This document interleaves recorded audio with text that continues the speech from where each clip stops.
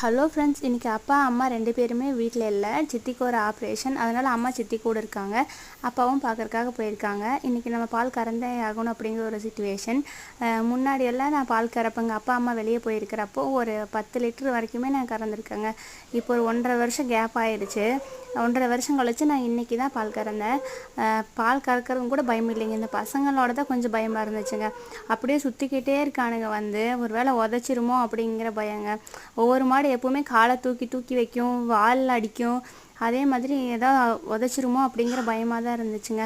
நிறையா டைம் அந்த பால் கறக்கிற பாத்திரத்தை எல்லாம் காலில் உதச்சி தள்ளிடுங்க. அதனால் நான் ரொம்ப தள்ளி வச்சுருந்தேன். அப்புறம் கொஞ்சம் அது பேசாமல் நின்றுக்குச்சு. அதனால் பிரச்சனை இல்லை. இந்த மாடு ரொம்ப நல்ல மாடுங்க. அது பாட்டுக்கு நின்றுக்கும்.